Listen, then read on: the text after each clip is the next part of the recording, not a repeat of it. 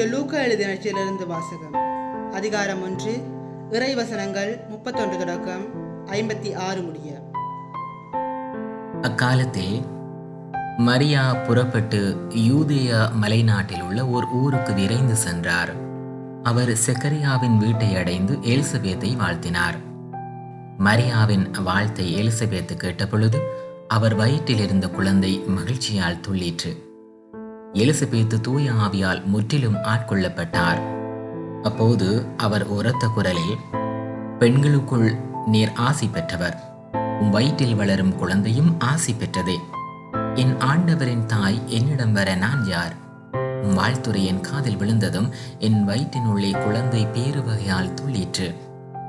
ஆண்டவர் உமக்கு சொன்னவை நிறைவேறும் என்று நம்பிய நீர் பேறு பெற்றவர் என்றார். அதை கேட்ட மரியா பின்வருமாறு கூறினார்: ஆண்டவரை எனது உள்ளம் போற்றி பெருமைப்படுத்துகின்றது.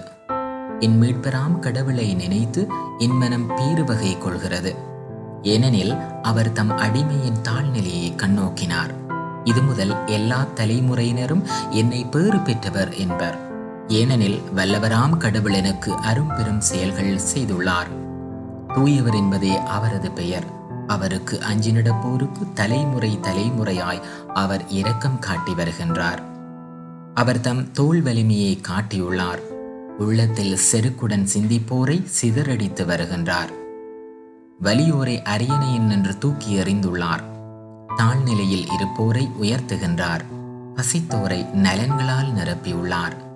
செல்வரை வெறுங்கையராய் அனுப்பிவிடுகின்றார். மூதாதையருக்கு உரைத்தபடியே அவர் ஆபிரகாமையும் அவர் தம் வழிமரபினரையும் என்றென்றும் இரக்கத்தோடு நினைவில் கொண்டுள்ளார். தம் ஊழியராகிய இஸ்ரேலுக்கு துணையாக இருந்து வருகின்றார். மரியா ஏறக்குறைய 3 மாதம் எலிசபெத்தோடு தங்கியிருந்த பின்பு தம் வீடு திரும்பினார். இது கிறிஸ்து வழங்கும் நற்செய்தி.